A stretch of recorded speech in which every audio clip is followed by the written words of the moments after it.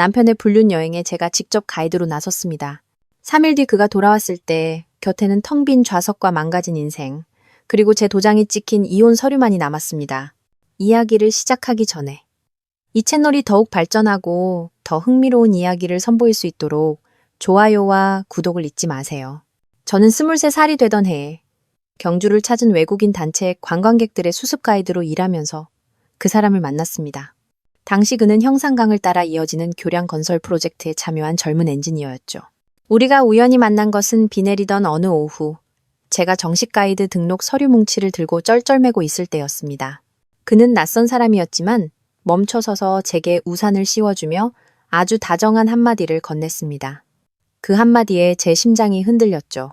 관광 가이드 하시는 분이 이렇게 젖으면 누가 경주 이야기를 듣고 싶어 하겠어요?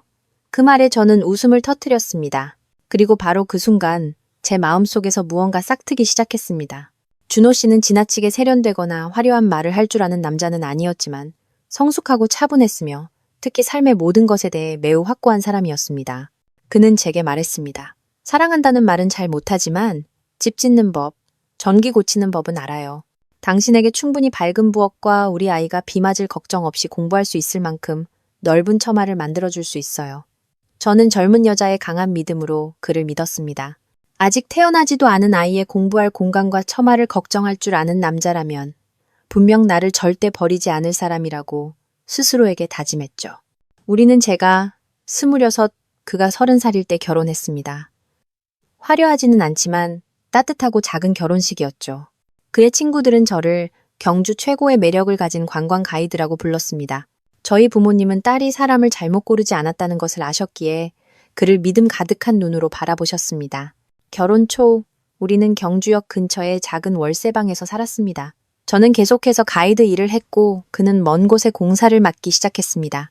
어떤 달은 강원도에 있었고 어떤 달은 전라남도까지 가기도 했습니다. 하지만 집에 돌아올 때마다 그는 항상 고장난 전구를 갈아주고 저를 위해 책장을 더 만들어주고 누가 시키지 않아도 옷을 깔끔하게 개어놓았죠. 그런 작은 일들이 이곳이 내 집이고 내가 사랑받는 여자라는 느낌을 갖게 했습니다. 제가 30살이 되던 해에 민준이가 태어났습니다. 그 아이는 제가 오랫동안 기다려온 달콤한 결실이었죠. 몸이 약해져서 저는 1년 넘게 일을 쉬고 집에서 아이를 돌봐야 했습니다. 그는 저를 격려했습니다. 당분간 일 쉬어요.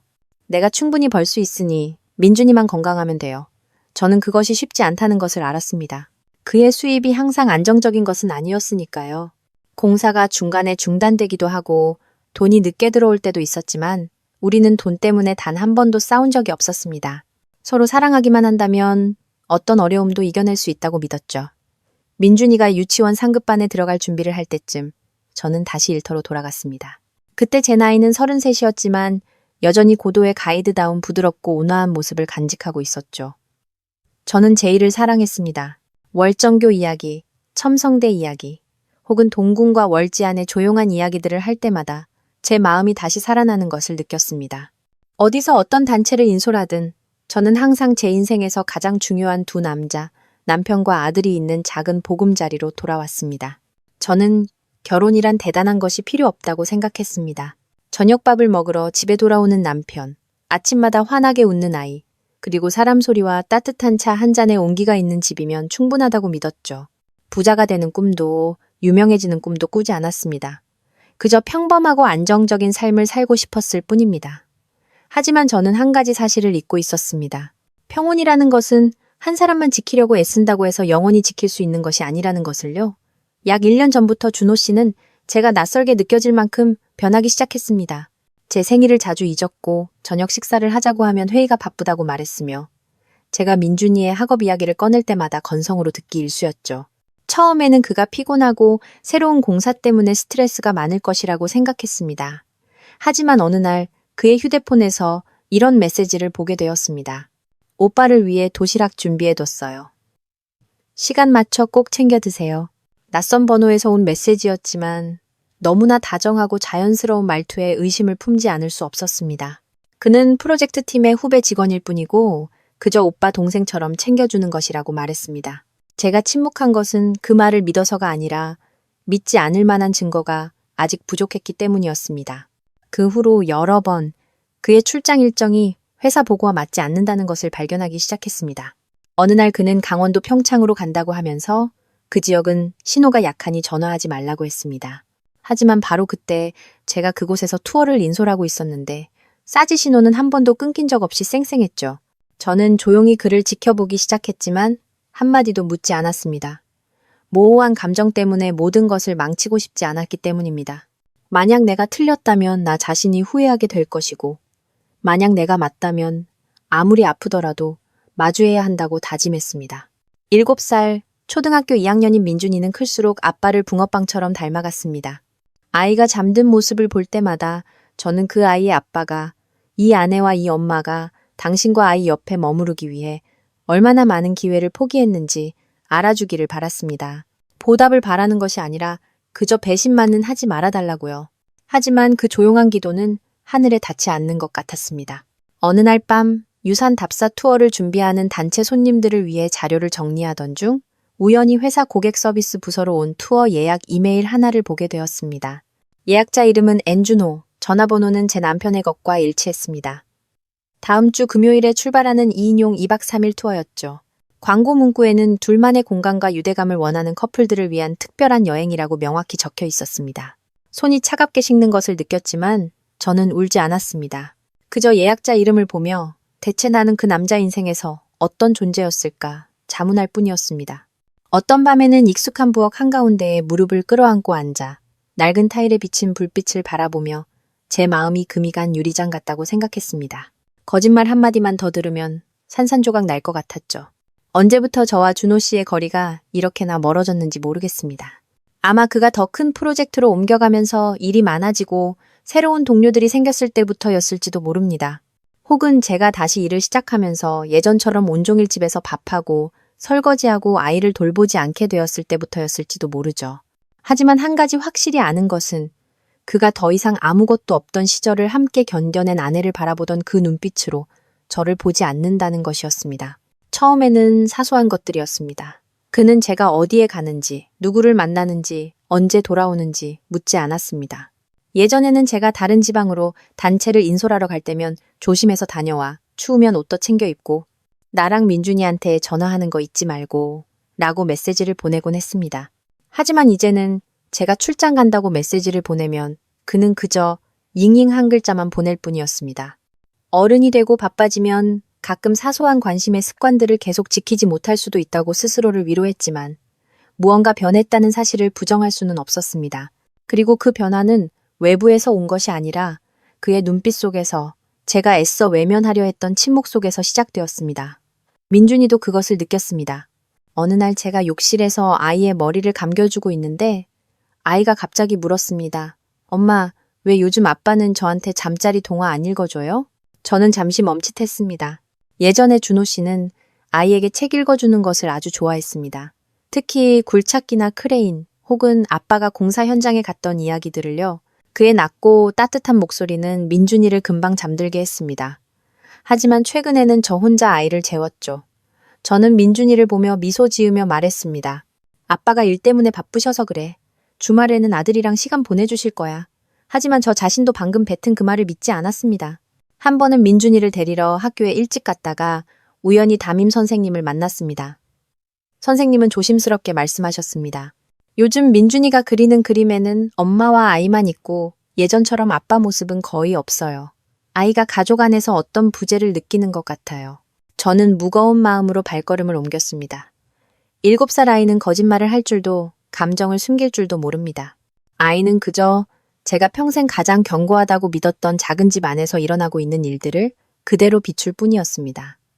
저는 준호 씨의 심야 통화에 신경을 쓰기 시작했습니다. 한 번은 그가 욕실에서 웃는 소리를 들었는데 제가 들어가자마자 그는 입을 다물었습니다. 휴대폰 화면은 바닥을 향해 엎어져 있었죠. 누구 전화야? 라고 묻자 그는 퉁명스럽게 대답했습니다. 동료야, 급한 일 좀 있어서. 저는 더 이상 묻지 않았습니다. 의심 많고 남편의 휴대폰을 감시하듯 뒤지는 아내가 되고 싶지 않았기 때문입니다. 하지만 저는 그의 이야기에서 앞뒤가 맞지 않는 점들을 기록하기 시작했습니다. 한 번은 그가 강원도에 3일간 간다고 했지만 이메일 위치 정보와 회사 자동 투어 시스템을 끄는 것을 잊었습니다. 회사 시스템은 그 번호가 바로 그 시점에 경주에 있는 호텔을 예약한 적이 있다는 확인 메일을 보내왔습니다. 저는 씁쓸하게 웃었습니다.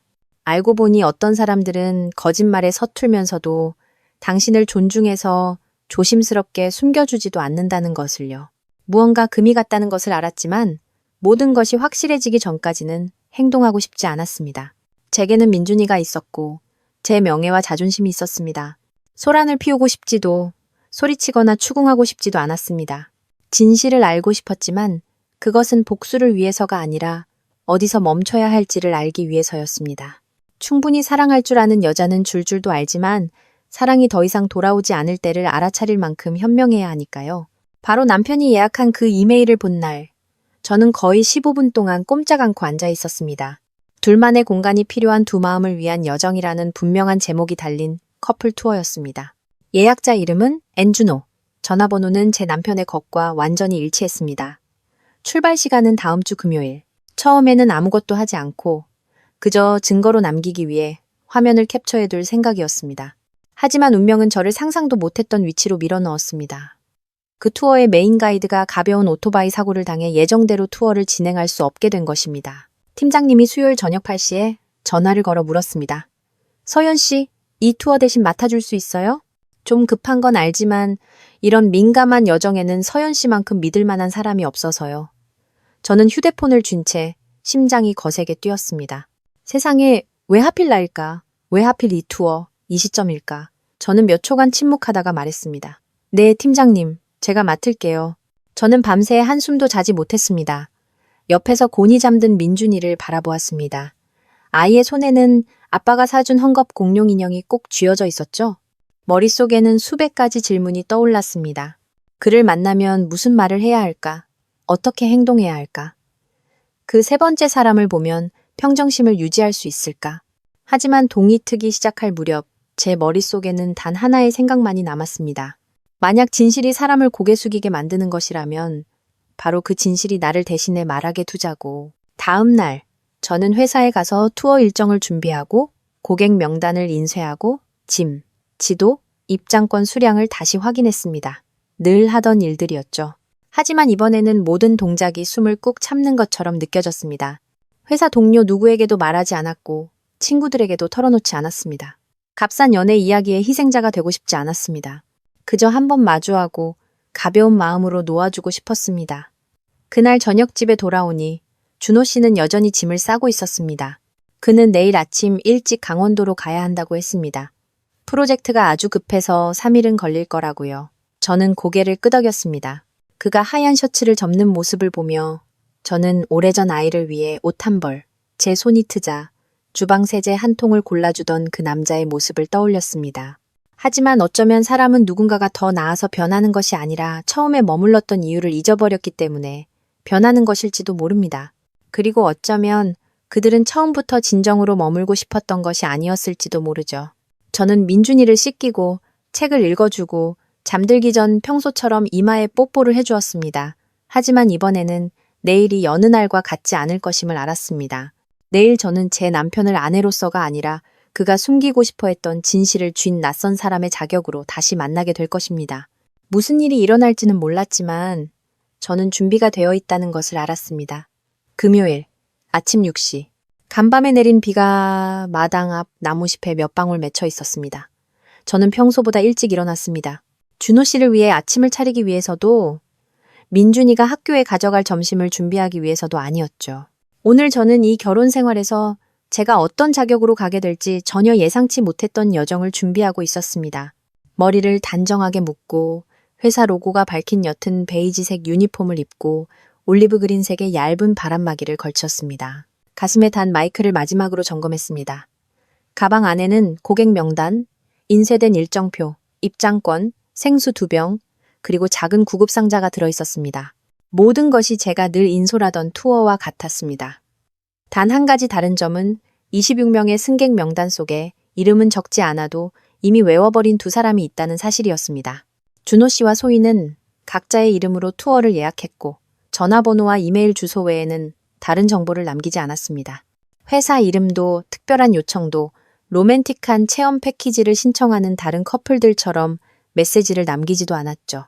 하지만 바로 그 침묵이 저를 더욱 확신하게 만들었습니다. 준호 씨 같은 사람이 감정적인 이유 없이는 동료와 커플 투어를 갈 리가 없었습니다. 그리고 그렇게 몰래 가기로 마음먹었다는 것은 이미 배신할 각오가 되어 있었다는 뜻이었습니다. 저는 오전 7시에 단체를 태울 버스가 기다리는 대릉원 후문에 도착했습니다. 기사님은 이미 차를 대고 기다리고 계셨습니다. 승객들이 차례로 나타났습니다.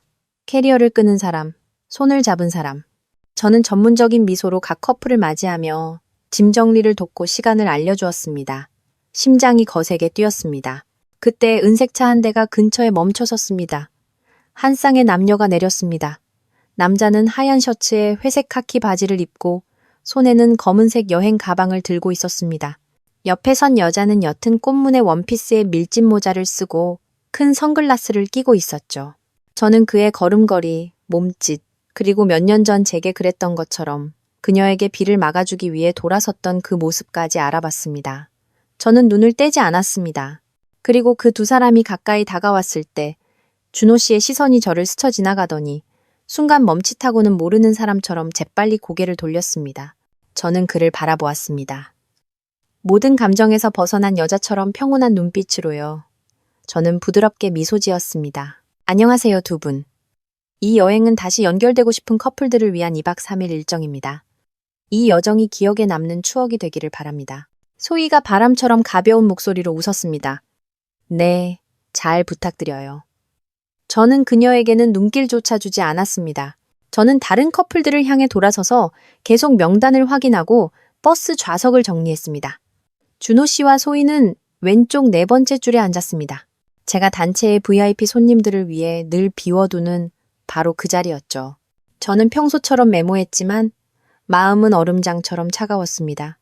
버스가 출발하기 시작했습니다. 저는 일어나 버스 앞으로 걸어가 마이크를 잡고 명확하고 차분한 목소리로 말했습니다. 손님 여러분 안녕하십니까? 저는 오늘 여러분의 여정을 책임질 가이드 박서연입니다. 저희는 2박 3일 동안 강원도의 아름다움을 탐험하게 될 것입니다. 환선굴, 망상해수욕장, 그리고 보령의 하얀 모래마을 같은 유명한 명소들을 방문할 예정입니다. 이 투어는 커플들을 위해 특별히 마련되었습니다. 두 마음이 충분히 진실할 때 비로소 서로를 이해할 만큼 가까워진다는 메시지와 함께요. 마지막 문장은 제가 진실함이라는 두 단어를 일부러 강조하며 아주 천천히 말했습니다. 백미러를 통해 보니 소희는 고개를 들어 저를 쳐다보고 있었고 준호 씨는 창밖을 보며 눈도 깜빡이지 않았습니다. 버스 안은 몇 초간 조용하다가 다른 커플들 사이에서 몇 번의 작은 웃음소리가 터져 나왔습니다. 그들은 그것이 재미있는 시작 멘트라고 생각했겠죠. 하지만 저는 조금도 재미있지 않은 두 사람이 있다는 것을 알았습니다. 저는 마이크를 내려놓고 앞자리로 돌아갔습니다. 버스가 아름다운 경치를 지날 때마다 저는 다시 마이크를 켜고 제 트레이드 마크가 된 차분하고 따뜻한 목소리로 소개했습니다. 손님 여러분, 오른쪽에는 소나무 언덕이 보입니다.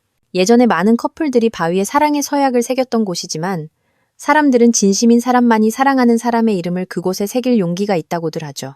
저는 뒤를 돌아보지 않았지만 소희의 마른 기침 소리, 준호 씨가 의자에서 몸을 뒤척이는 소리, 누군가 물병을 바닥에 떨어뜨리는 소리를 들었습니다. 첫 번째 휴게소에 도착했을 때 저는 모두를 차에서 내리게 하고 지역 특산 음식을 소개했습니다. 준호 씨는 맨 마지막에 느릿한 걸음으로 내렸습니다. 저는 버스 문 근처에 명찰을 들고 무감각한 눈빛으로 서 있었습니다. 그의 시선이 저를 스쳐 지나갈 때 저는 바람처럼 가볍게 물었습니다. 신분증은 잘 챙겨오셨죠? 환성굴에서는 신분 확인을 꼼꼼히 하거든요. 그는 고개를 끄덕이며 작게 대답했습니다. 네, 저는 더 이상 아무 말도 하지 않았습니다. 저는 돌아서서 그와 그녀가 알아서 하도록 내버려 두었습니다. 점심시간, 단체는 강변의 한 식당에서 식사를 했습니다. 저는 음식 조율과 전체 상황을 살피기 쉬운 중앙 테이블을 골랐습니다. 준호 씨와 소희는 창가에 앉았는데 불어오는 바람에 소희의 머리카락이 가볍게 날렸습니다.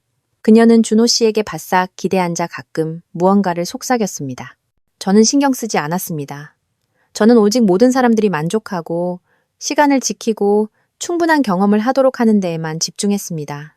저는 제 자신이 놀랄 만큼 침착함을 유지할 수 있는 완벽하고 전문적인 가이드로 변신했습니다. 그날 오후 환성굴에 도착했을 때 저는 사람들을 그룹으로 나누어 안으로 이끌었습니다. 저는 준호 씨와 소희를 마지막 그룹에 배정했습니다. 이동하는 내내 저는 그들 쪽으로 눈길 한번 주지 않았습니다. 하지만 제가 걷는 한 걸음 한 걸음, 제가 하는 말 한마디 한마디, 제가 돌아서는 모든 모습이 그 두 사람에게 제가 더 이상 분노할 필요가 없다는 것을 이해시키는 방법이라는 것을 알았습니다.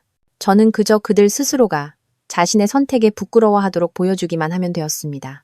첫날 일정이 끝나고 모두가 방을 배정받아 휴식을 취할 때 저는 호텔 로비에 남아 투어 경비를 기록하고 다음날 일정을 조율하고 예전 고객들의 이메일에 답장했습니다. 저는 상처받았을 때 소리치지 않고 묵묵히 성실하게 일하는 제 본 모습으로 돌아온 것 같았습니다.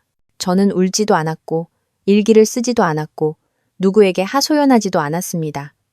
저는 그저 그곳에 조용히 앉아 있었습니다. 마치 제 인생에 깨져버린 결혼 따위는 없었던 것처럼요. 그날 밤 저는 제 1인 실방에 누워 불을 켜지 않았습니다. 밖에는 비가 부슬부슬 내리고 있었고 옆방 문이 열리는 소리, 두 사람의 발걸음이 복도를 스치는 소리, 그리고 나지막한 웃음소리가 들려왔습니다. 저는 달려나가 확인할 필요도 그들이 무엇을 하는지 알 필요도 없었습니다. 저는 그저 눈을 감고 다음 날 아침 단체 앞에서 반복할 한 문장을 스스로에게 말했습니다. 이 여행은 각자가 자신의 진심을 찾아가는 과정이라고. 다음 날 아침, 해가 평소보다 일찍 떴습니다. 얇은 햇살이 호텔 커튼을 뚫고 들어와 방 안을 부드럽게 밝혀주었습니다. 저는 알람이 울리기 전에 잠에서 깼습니다. 밤새 한숨도 자지 않은 것처럼 정신이 맑았습니다. 아마도 제 마음이 계속 움직이고 경계 상태에 있었으며 마음속에서 단호하게 결론 내릴 수 있는 더 명확한 무언가를 기다리고 있었기 때문일 겁니다. 저는 간단히 씻고 유니폼으로 갈아입고 선크림을 바르고 옅은 브라운 톤의 립스틱을 가볍게 바른 뒤 로비로 내려갔습니다. 단체에 속한 커플들이 활기찬 얼굴로 하나둘씩 나타났습니다. 몇몇은 등 뒤로 펼쳐진 강원도의 광활한 하늘과 구름을 배경으로 체크인 사진을 찍고 있었죠. 저는 여전히 전문적인 미소를 유지하며 한 사람 한 사람에게 안부를 묻고 프런트 데스크와 기사님께 일정과 시간을 확인했습니다. 제 마음속 감정을 제외하고는 모든 것이 계획대로 진행되었습니다. 제가 손님들에게 물을 나눠주고 있을 때 익숙한 발걸음 소리가 들렸습니다. 예전에 부산에서 사주었던 낡은 가죽 구두 소리, 그리고 캐리어가 돌바닥에 끌리는 소리까지 결코 헷갈릴 수 없는 소리였죠. 저는 바로 돌아보지 않았습니다. 마음속으로 셋을 센 뒤 천천히 몸을 돌렸습니다. 준호 씨가 소희와 손을 잡고 다가오고 있었습니다. 그녀는 발목까지 내려오는 하얀 원피스를 입고 챙이 넓은 모자를 쓰고 입술에는 옅은 붉은 립스틱을 바르고 있었습니다. 그녀는 매우 환해 보였습니다. 마치 막 흥분되는 사랑을 시작한 여자처럼 전혀 거리낌이나 후회 없이요. 준호 씨는 여전했습니다. 어두운 색 셔츠에 회색 카키 바지, 조심스러운 눈빛이었지만 여전히 태연한 척 애쓰고 있었죠. 저는 출석부를 들고 다가가 평소처럼 명확한 목소리로 말했습니다. 아침 식사는 하셨나요? 버스는 10분 뒤에 출발합니다. 소희가 달콤하게 웃었습니다. 네, 했어요. 여기 감자떡이 정말 맛있네요. 준호 씨는 말이 없었습니다. 저는 조금의 동요도 없이 그의 눈을 똑바로 쳐다보았습니다.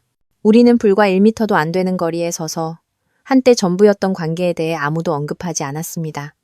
저는 명단에 체크 표시를 하고 돌아섰습니다. 45인승 버스는 오늘따라 아침 햇살이 창문을 통해 바로 들어와 평소보다 더 밝았습니다. 저는 버스에 먼저 올라 음향 시스템, 마이크, 에어컨, 짐을 확인했습니다. 시골길을 지날 때 배경으로 틀 가벼운 음악을 골랐죠. 기사님이 아침 식사를 위해 멈춰야 하는지 물었습니다. 저는 고개를 끄덕이고 가이드 좌석으로 돌아갔습니다. 모든 승객이 자리에 앉았습니다. 저는 버스 앞으로 나가 마이크를 잡고 전체를 바라보며 미소 지었습니다. 좋은 아침입니다, 손님 여러분. 어젯밤 편히 쉬셨기를 바랍니다. 오늘은 여정의 둘째 날입니다. 저희는 한국에서 가장 유명한 자연 경관 중 하나인 환성굴로 향할 것입니다. 그곳에는 아름다운 동굴과 지하강, 그리고 현실 속 동화 같은 이야기들이 있습니다. 저는 너무 높지도 낮지도 않은 일정하고 차분한 목소리로 말했습니다. 저는 명단을 내려다본 뒤 백미러를 보았습니다. 소희 옆에 앉아있는 준호 씨의 모습이 보였습니다. 그의 시선은 약간 아래를 향해 있었고 입술은 굳게 다물려 있었죠. 저는 마이크를 입에 더 가까이 대고 다음 말을 이어갔습니다. 오늘은 투어 중 가장 아름다운 날이자 커플들이 함께 걸으며 서로를 다시 바라보고 지금 내 옆에 앉은 사람이 누구인지 이 사람이 정말 내가 평생의 여정을 함께하기로 약속했던 그 사람이 맞는지 스스로에게 물어볼 기회가 될 것입니다. 저는 천천히 그리고 명확하게 말했습니다. 한 글자 한 글자가 조용한 탁자 위를 두드리는 모처럼 내려앉았습니다. 몇몇은 가볍게 웃었고 어떤 사람은 연인의 손을 더 꽉 잡았으며 어떤 사람은 그저 조용히 고개를 끄덕였습니다. 하지만 저는 네 번째 줄에 앉은 두 사람은 더 이상 웃을 수 없다는 것을 알았습니다. 버스 안의 공기는 순간 응축되었다가 에어컨에서 나오는 바람 소리가 들릴 정도로 조용해졌습니다. 버스가 출발하기 시작했습니다. 저는 깊은 숨을 들이쉬고 제 일을 계속했습니다. 버스 안에서 저는 환성굴에 대한 이야기, 산 아래를 흐르는 지하강에 대한 이야기, 그리고 길을 잃었다가 동굴 내부에서 반사되는 빛 덕분에 발견되었던 탐험대 이야기를 시작했습니다. 제가 수년간 이 일을 하며 익숙해진 그 말투로 이야기했지만 이번에는 제가 하는 말 한마디 한마디가 버스 안에 앉아있는 사람들의 마음을 비추는 거울 같았습니다. 지하, 강, 빛, 길, 이름, 이 모든 것이 은유였습니다. 저는 실화를 통해 또 다른 이야기를 하고 있었던 거죠. 저는 고개를 돌려 승객들을 한번 쓱 훑어보았습니다. 손을 잡고 있는 커플도 있고 서로의 어깨에 기댄 커플도 있었지만 서로 반대 방향을 보고 있는 한 커플이 있었습니다. 소희는 휴대폰을 내려다보고 있었고 준호 씨는 창밖을 보고 있었습니다. 둘은 아무 말도 하지 않았죠. 저는 제 입꼬리가 살짝 올라가는 것을 느꼈습니다. 통쾌해서도 승리감 때문도 아니었습니다. 거짓말이 진실의 빛에 의해 비춰졌다는 것을 알았기 때문입니다. 그리고 진실이 다가왔을 때 배신자는 더 이상 숨을 곳이 없었습니다. 휴게소에 도착했을 때 저는 탁 트인 공간에 시원한 바람이 불고 지붕 위로 부겐빌레아 꽃이 피 가볍게 흩날리는 길가의 작은 식당을 골랐습니다. 저는 커플들 사이에 혼자 온 몇몇 손님들을 섞어 자리를 배치했습니다. 준호 씨와 소희는 가장 바깥쪽 테이블에 앉게 했습니다.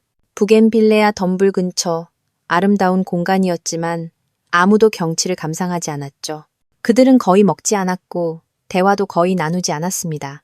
그동안 저는 테이블을 돌며 안부를 묻고 차를 권하고 의자를 정리해 주었습니다. 어떤 분이 오늘따라 좀 달라 보인다고 물었습니다. 저는 웃으며 대답했습니다. 아마 햇살 때문이거나 아니면 마음이 차가워서 그럴지도 모르죠. 환성굴로 가는 길에 저는 연인 동굴에 대한 이야기를 했습니다. 수백 년 동안 서로 마주 보고 서 있지만 결코 손을 잡을 수 없는 두 개의 절벽이 있는 곳이었죠. 저는 사람들이 그곳을 사랑했지만 약속을 지키지 못한 이들의 동굴이라고 부른다고 말했습니다. 그들은 그곳에 서서 영원히 서로를 바라보지만 결코 한 걸음 더 나아가지 못한다고. 저는 몇 초간 멈췄다가 부드럽게 덧붙였습니다. 한번 손을 놓기로 선택하면 비록 숨결 하나만큼의 거리일지라도 그것은 영원이 되기 때문입니다. 그날 오후 단체는 동굴로 들어갔고 저는 작은 그룹으로 나누어 안내했습니다. 저는 준호 씨와 소희를 맨 마지막에 가게 했습니다. 그들 중 누구도 반대하지 않았죠. 동굴 안에 빛이 희미한 손전등 불빛뿐일 때, 유일한 소리가 바위 천장에서 떨어지는 물방울 소리일 때, 저는 멀리서 그들을 바라보았습니다. 두 사람은 말없이 걸었고 더 이상 손을 잡지도 미소 짓지도 않았습니다. 그들은 오직 그들 자신만이 남아 있었습니다. 한 사람에게는 전처인 가이드와 마주하고 다른 한 사람에게는 그 결과의 현신과 마주한 채로요. 그날 밤 단체가 호텔로 돌아왔을 때 저는 복도에 잠시 앉아 뜨거운 차 한 잔을 마시며 저만의 시간을 가졌습니다. 바닥 타일에 비친 전등을 보며 결혼식 전날 밤이 떠올랐습니다. 준호 씨는 제 손을 잡고 말했었죠. 절대 당신을 혼자 두지 않을게. 하지만 결국 지금 이곳에 혼자 앉아 있는 것은 저였습니다. 바로 그가 다른 사람과 함께 가기 위해 계획했던 여정 한가운데에서요. 저는 더 이상 그를 원망하지 않았습니다. 단지 안타까웠습니다. 한때 지키는 법을 알았던 한 남자가 이제는 더섭는 것을 좁기 위해 놓아버리기로 선택한 것이 안타까웠습니다. 셋째 날 아침, 여정의 마지막 날이었습니다. 강원도의 날씨는 쌀쌀했습니다. 해도 비도 없이 그저 땅 위에 얇은 안개가 깔려 모든 풍경이 부드럽고 차분해 보였지만 평소보다 더 차갑게 느껴졌습니다. 저는 다른 사람들보다 일찍 호텔방을 나섰습니다. 처음 이틀처럼 불안하거나 가슴이 답답한 느낌은 더 이상 없었습니다. 잊었기 때문이 아니라 충분히 명확해졌기 때문입니다.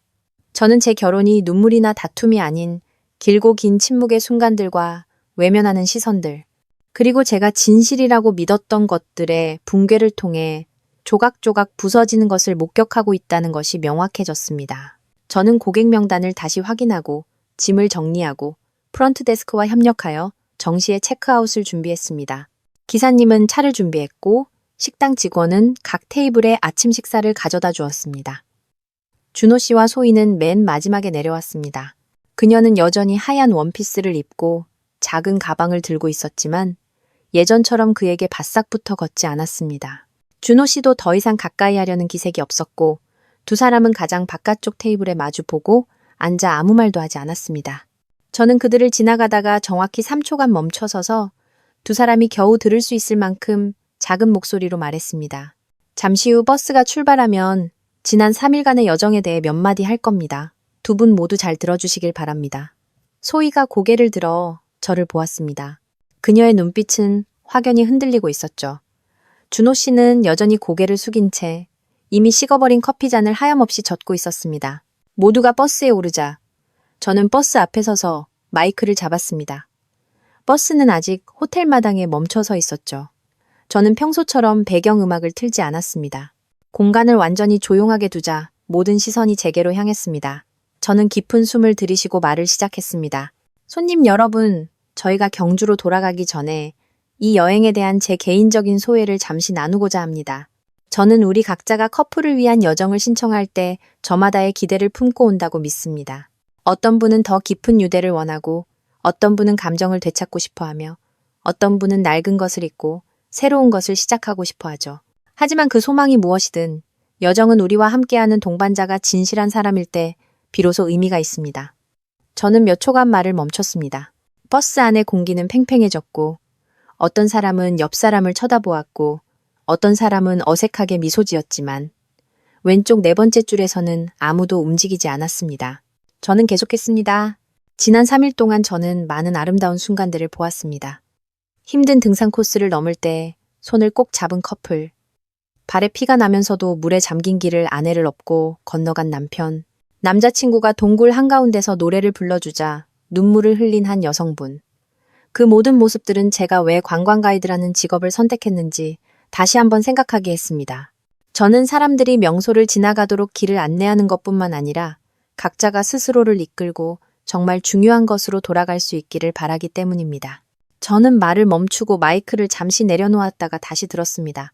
여러분께 작은 이야기 하나를 들려드리고 싶습니다. 몇 년 전 한 여자가 있었습니다. 그녀는 자신이 충분히 많이 사랑하기만 하면 남편이 영원히 자기 곁에 머물 것이라고 믿었습니다. 그녀는 직업적 기회부터 개인적인 꿈까지 많은 것을 희생하며 가정을 평화롭게 지키려 했었습니다.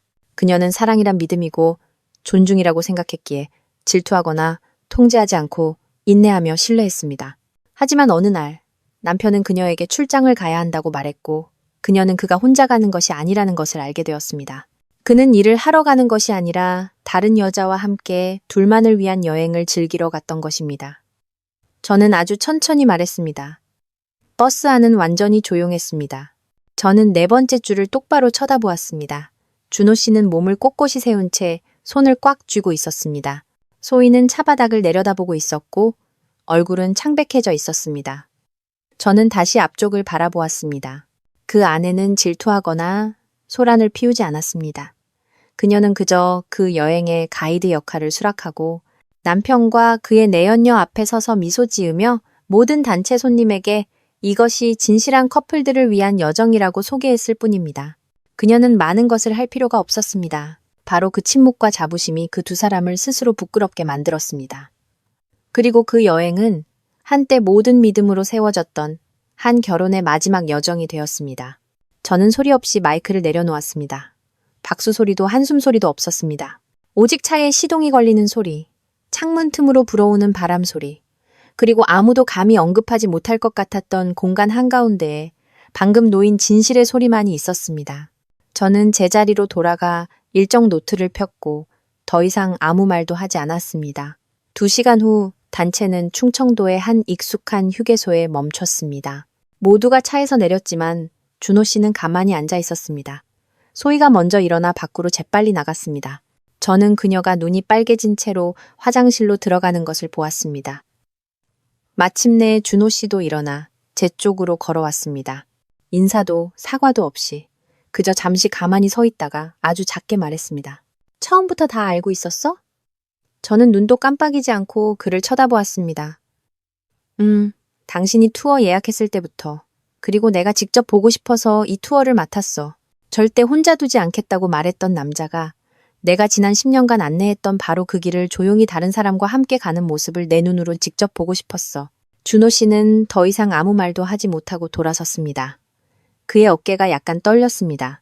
아마 부끄러워서일 수도 있고 태어나서 처음으로 그 특유의 자신감을 잃었기 때문일 수도 있습니다. 저는 알 필요도 더 이상 관심도 없었습니다. 그날 오후 버스가 경주에 도착했을 때 저는 평소처럼 내리는 승객 한 명 한 명에게 인사하고 악수하며 감사를 표했습니다. 준호 씨와 소위 차례가 되었을 때 저는 그저 가볍게 고개를 끄덕였습니다. 그들은 고개를 숙여 인사했지만 감히 제 눈을 똑바로 쳐다보지 못했습니다. 저는 슬프지도 후회하지도 만족스럽지도 않았습니다. 그저 마침내 진실이 제자리를 찾았다는 사실에 안도감을 느꼈을 뿐입니다. 그리고 한때 온 마음을 다했고 상처받았던 아내인 저는 모든 사람들 앞에서 결코 잊을 수 없는 방식으로 제 자신의 이야기를 직접 들려주었습니다.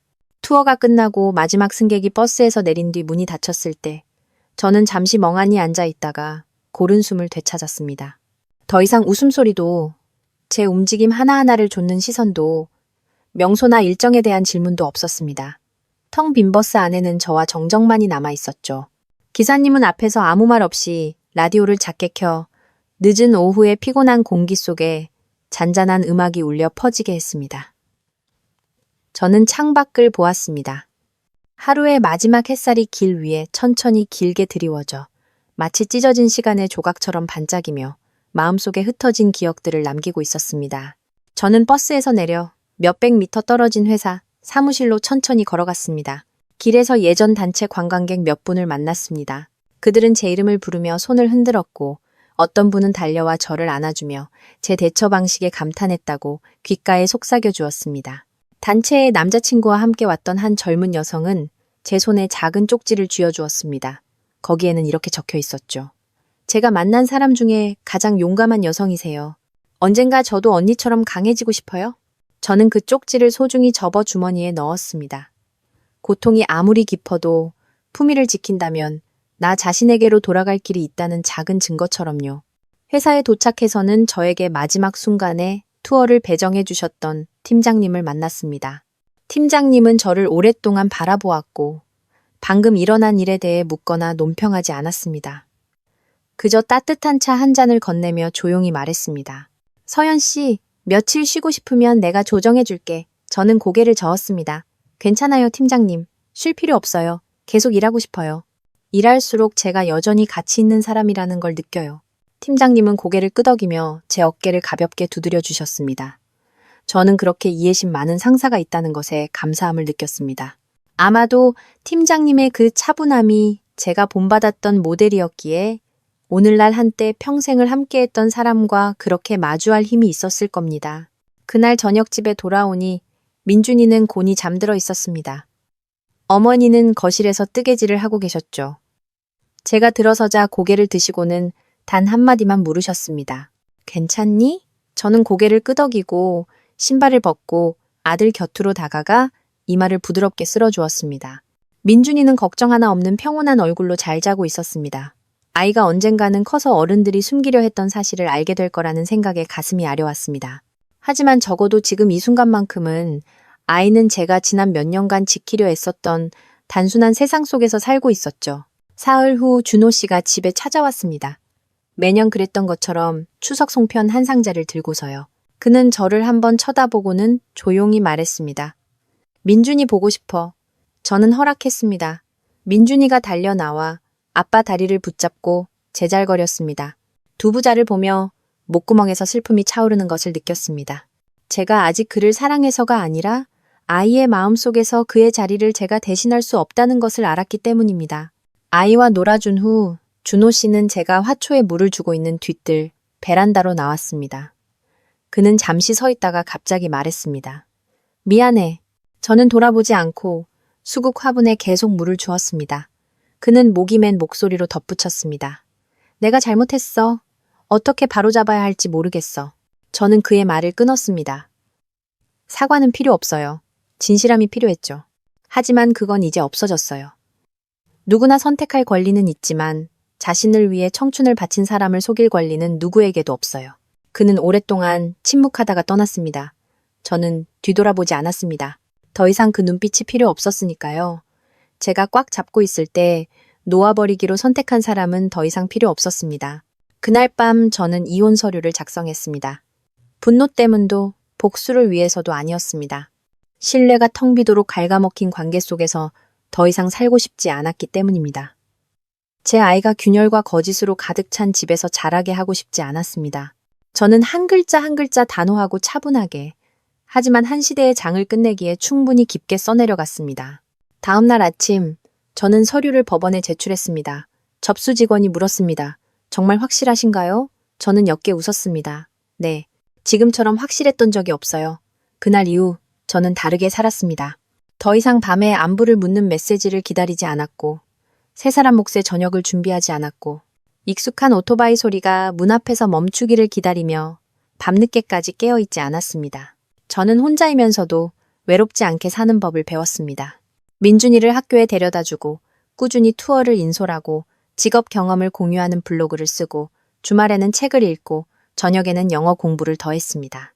집 주위에 꽃을 더 심고, 침실 벽을 옅은 녹색으로 다시 칠하고, 새 커튼으로 바꿨습니다.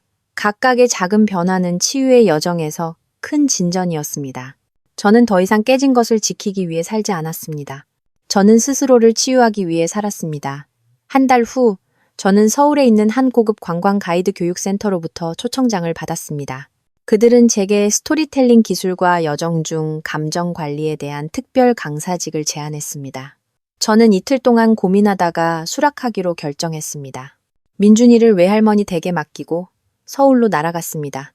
첫날 강의실에 들어서서 희망으로 가득 찬 젊은 얼굴들을 보며 스스로에게 다짐했습니다. 만약 내가 이들이 처음부터 올바른 길을 가도록 도울 수 있다면 적어도 내가 겪었던 모든 상처 후에 의미 있는 일을 하는 것이라고. 첫 수업에서 제 이야기를 했을 때 많은 사람들이 놀란 눈으로 저를 쳐다보았습니다. 그들이 저를 존경해서가 아니라 한 여자가 배신당했을 때 그렇게 침착함을 유지할 수 있다는 것을 상상해 본 적이 없었기 때문입니다. 저는 영웅이 되기 위해 이야기한 것이 아니었습니다. 때로는 진실을 드러내기 위해서가 아니라 끝내기 위해 말해야 한다고 믿었기 때문입니다. 저는 그들에게 가이드가 된다는 것은 길을 아는 것뿐만 아니라 영혼의 가장 어두운 길을 스스로 헤쳐나가는 법을 아는 것이라는 점을 기억하게 하고 싶었습니다. 이혼 서류에 서명하고 결코 깨지지 않을 것 같았던 결혼 생활을 공식적으로 끝낸 지 6개월 후, 저는 제 인생에서 가장 중요한 한 가지를 깨달았습니다. 어떤 것들은 그 안에 살고 있을 때는 만약 잃어버리면 도저히 살아남을 수 없을 것이라고 생각하게 만든다는 것입니다. 하지만 막상 놓아버리고 나니 때로는 붕괴라고 불리는 것이 가장 깊은 평온으로 이끄는 길이 될 수도 있다는 것을 이해하게 되었습니다. 이혼 후의 삶은 결코 쉽지 않았습니다. 어떤 아침에는 일찍 잠에서 깨어 창문으로 햇살이 쏟아져 들어오고 옆에 빈 침대를 보며 무의식적으로 가슴이 아려올 때가 있었습니다. 아직 미련이 남아서가 아니라 10년 동안 한 사람과 함께 살았던 습관이 처음에는 공허한 허전함으로 다가왔기 때문입니다.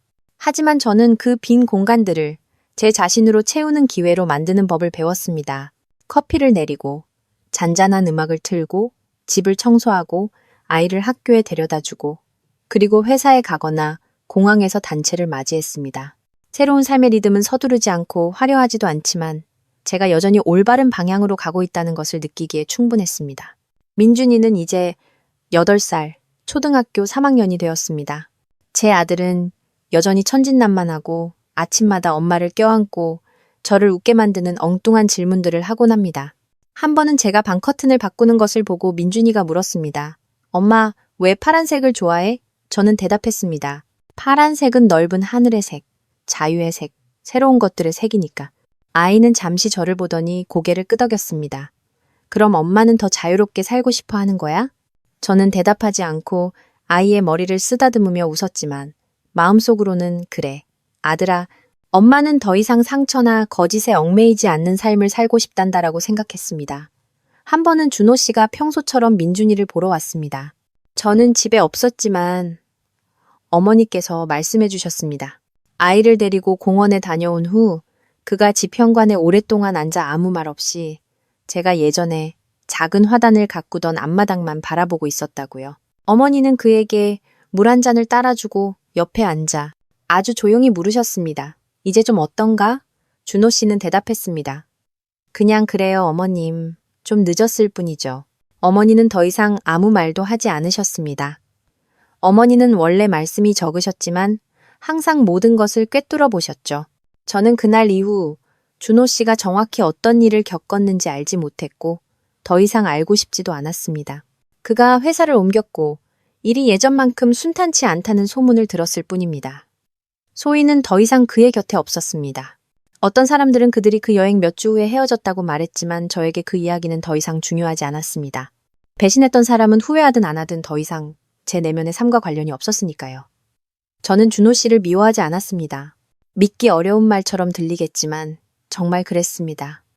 예전에는 그가 배신하면 용서할 수 없을 만큼 고통스러울 것이라고 생각했습니다. 하지만 진실이 드러났을 때 저는 증오심보다는 안타까움을 느꼈습니다. 진정한 가정을 잃어버린 한 남자가 안타까웠습니다.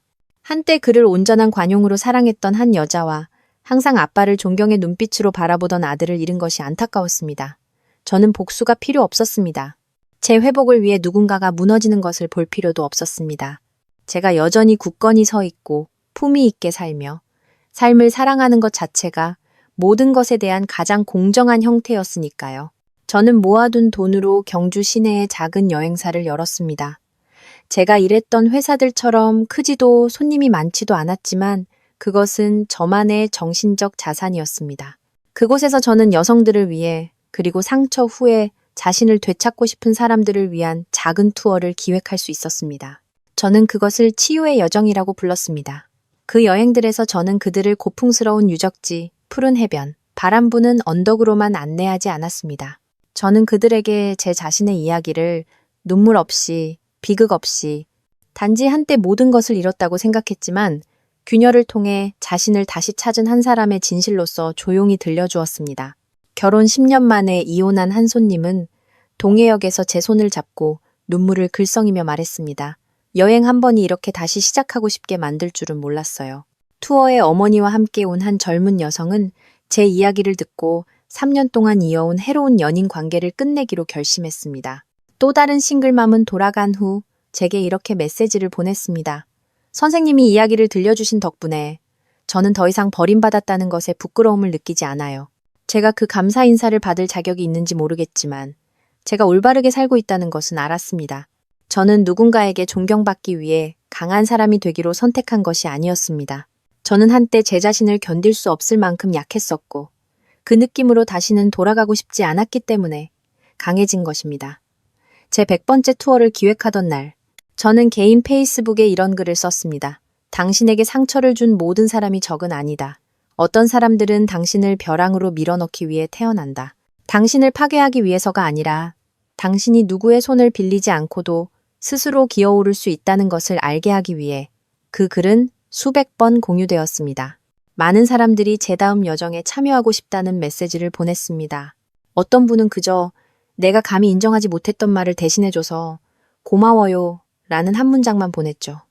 저는 지난 한 해를 돌아보았습니다. 배신당했다는 것을 알게 된 순간부터 이혼하고 회사를 열고 다시 단체 손님들을 이끌기까지 저는 더 이상 버림받은 사람이 아니라고 느꼈습니다.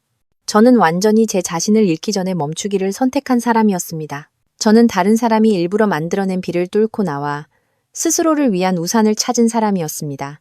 저는 민준이의 엄마이고 상처 속에서 방황하는 여성들을 위한 길잡이이며 눈물이 아닌 용기로 이야기를 전하는 사람입니다. 한 번은 저와 민준이가 경주 시내를 내려다보는 언덕에 앉아 형산강의 저녁 노을을 바라보고 있을 때 아들이 물었습니다. 엄마, 아빠가 더 이상 집에 안 계셔서 슬퍼? 저는 아들을 오랫동안 바라보다가 대답했습니다. 그럼 아들, 엄마도 사람인데 슬플 때도 있지. 하지만 슬픔이 우리를 멈추게 하지는 않잖아. 그렇지? 민준이가 고개를 끄덕였습니다. 아이는 말했습니다. 나도 슬프지만 엄마랑 있는 게 더 좋아. 엄마는 항상 진짜니까. 저는 아들을 꼭 껴안았습니다. 마음이 한결 가벼워졌습니다. 인생에서 단 한 사람이라도 내가 진실하게 살았다는 것을 알아준다면 모든 노력은 가치가 있으니까요. 저는 복수가 필요 없었고 누구의 사과도 다시 필요 없었습니다. 저는 그저 매일 아침 일어나 거울을 보며 제가 여전히 품이 있고 용감하며 자유로운 여성이라는 것을 확인하면 되었습니다. 그리고 그렇게 저는 가장 부드럽지만 또한 가장 굳건한 방식으로 다시 살아났습니다. 만약 이 이야기를 들으며 잠시 침묵했다면, 만약 배신당한 감정을 겪어본 적이 있다면, 침묵 속에서 억지로 미소 지어본 적이 있다면, 한때 사랑했던 사람 앞에 서서 더 이상 할 말이 없었던 적이 있다면, 아마 당신은 그녀가 왜 정면으로 맞서기 위해 침묵을 택했는지, 다시 시작하기 위해 손을 놓았는지, 그리고 깨진 것을 붙잡는 대신 자신을 위해 살기로 선택했는지 이해할 것입니다. 이것은 단지 박서연 씨만의 이야기가 아니라 이 영상을 보고 있는 많은 여성들의 이야기일 수 있습니다. 희생하고 상처받고 그리고 앞으로 나아가는 법을 배우고 있는 사람들. 만약 당신도 그런 적이 있다면 나도 나 자신으로 돌아가고 있다고 댓글을 남겨주세요. 당신이 폭풍우를 겪었을지라도 평온한 삶을 누릴 자격이 있다는 것을 상기시켜 드릴 것입니다.